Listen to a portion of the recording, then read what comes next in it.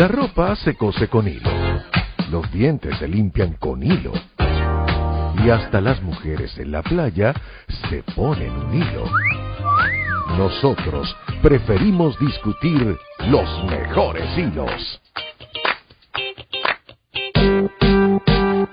Seguimos con más de La Medida Imperfecta por Playtop Radio y ha llegado el momento de hablar uno de los temas que yo más disfruto, que son los hilos de Twitter. Y para eso, hoy tenemos a un etnohistoriador que además se ha dedicado, señor Figliulo, a revisar las enfermedades, las terapéuticas y las reacciones sociales. Y él publicó, hablamos de Iván Garrido, quien está en este momento en México, y él publicó un hilo sobre los hospitales en América que aparecieron casi inmediatamente con la llegada de los españoles y el sometimiento del Nuevo Mundo a los conquistadores europeos. Iván, muy buenas tardes, bienvenido a La Medida Imperfecta aquí en Venezuela. Oye, Iván en este instante, justo ahorita, cerró el micrófono. Lo estábamos viendo y tiene el micrófono cerrado, Iván, en este instante. Pero bueno, mientras Danielita ya tiene ahí el micrófono activado. Iván, buenas tardes, bienvenido a La Medida Imperfecta en Venezuela. ¿Cómo estás?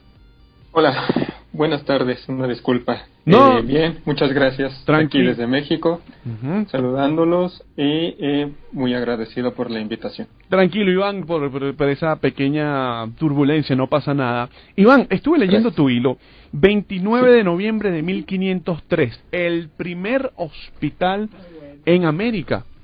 Háblanos un poco, por favor, de qué te motiva a estudiar y a publicar los hilos con este tema.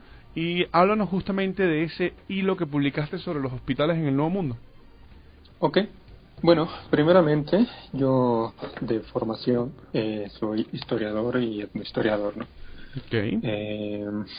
Yo me meto a esta cuestión de historia social de la salud, de la enfermedad, por una mera casualidad, ¿no? Un día voy al archivo, me encuentro un documento que habla sobre medicamentos para niños en el siglo XIX y de ahí, bueno, la historia se ha estado contando sola, ¿no? Yo llevo ya en esta rama de la historia, o trabajando en esta rama de la historia un poco más de casi unos 10 años, porque ahora estoy en el posgrado en la misma institución. No me es ajeno este tema, me llama mucho la atención y me parece que en estos momentos en donde el mundo está en confinamiento obligatorio por una situación pandémica, este tipo de análisis sobre las enfermedades, sobre las epidemias, sobre las terapéuticas es más que pertinente. Es importante, creo yo.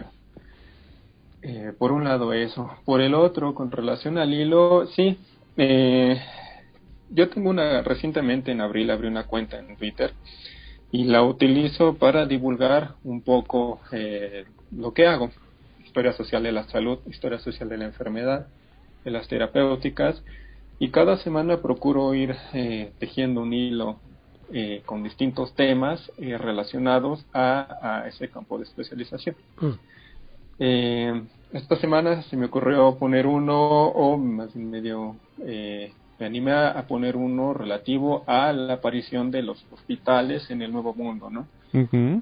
Y bueno, es un hilo donde trato de compartirle a los tuiteros cómo la conquista no solamente debe de entenderse como una conquista militar y religiosa, sino también es una conquista sanitaria, por así decirlo, ¿no? Llega la conquista, llegan los europeos e inmediatamente después empiezan a detonar un sinfín de problemas derivados por la misma dinámica de la conquista, problemas sobre todo sanitarios, problemas sanitarios provocados por la aparición y la llegada de enfermedades infectocontagiosas, de nuevas formas de trabajo que en América eran muy ajenas y que van a derivar en un sinfín de muertes. Y ante eso, los europeos, los españoles, pues necesitan encontrar una solución, y una solución que se dio en esos momentos fue la construcción de hospitales, de una obra hospitalaria. Pero estamos hablando que son hospitales de carácter medieval, o sea, me refiero a que son, para estos años todavía, son lugares en donde un enfermo puede encontrar sencillamente cobijo, comida y cuidados muy primarios, ¿no? Okay. Estamos hablando de que son instituciones en donde todavía se está optando por brindarle a los enfermos los sacramentos y los santos óleos, a intentar practicarle medidas médicas que en esos momentos eran muy riesgosas y que generalmente derivaban en la muerte del paciente. O sea, son lugares de refugio, son lugares de caridad, son lugares que están administrados por las órdenes religiosas que empiezan a llegar en esos años aquí al Nuevo Mundo, franciscanos, pandiguinos, dominicos. Y no es gratuito esta situación porque desde la Edad Media, quienes empiezan a desarrollar el arte de la enfermería y que ya cuentan con una praxis en el arte del cuidar del enfermo, son precisamente los religiosos y las religiosas. Entonces, en el hilo explico, o bueno, cuento allí en un tuit de manera muy breve, que estos hospitales, por un lado, la edificación de estos hospitales emana de la administración de la corona española. La corona española, por reales cédulas, dice y decreta a los virreinatos y a los gobernadores que crean hospitales para tal población en tal lugar, y por el otro, quienes van a diseñar los reglamentos internos, quienes van a decir cómo van a funcionar esos hospitales, son las órdenes religiosas, por lo que les acabo de mencionar, porque ellos ya tienen una praxis en el arte de la enfermería ya muy sofisticada para estos siglos. Iván, mencionas un poco cómo van haciendo el tema de los hospitales en América. ¿Hay referencias, digamos, de cuáles fueron los primeros países de este lado en tomar la iniciativa del sector salud para poder atender a los necesitados? Bueno, para el caso de los reinatos sudamericanos, yo por la distancia geográfica no tengo como muchos referentes. Muy bien. Yo soy de México y mis referentes, generalmente por la educación que he recibido en la escuela, pues los tengo más del lado de las Antillas y del lado de la Nueva España, del lado de México y el Caribe. México y el Caribe. Ok, pero en la isla La Española, lo que actualmente sería República Dominicana y Haití, figura como uno de los primeros lugares que sí contó con un hospital, ¿no? Sí, claro. Pensemos en un Caribe en donde los nativos murieron al punto de llegar al exterminio, ¿no? Entonces, como los españoles necesitan manos para poner a trabajar, o recursos humanos, literal, para realizar sus obras, pues una medida fue el hospital, ¿no? O sea, de hecho hay una cita de Sagún con relación a la llegada de la viruela. Él se queja amargamente de cómo los españoles se tardaron en idear medidas para evitar que la situación llegara a tal extremo, ¿no? Entonces, el primer hospital que fue construido ahí en las Antillas fue el de San Nicolás de Bari, 29 de noviembre de 1503, y de ahí le siguen una serie de hospitales, muy pocos, porque son lugares que tienen una vida muy corta. Pues le siguen los hospitales de San Buenaventura y la Concepción, San Andrés y el de San Lázaro, y esto está pasando entre 1509 y 1550, ¿no? Ha corrido agua desde allá hasta acá, señor Figlulo.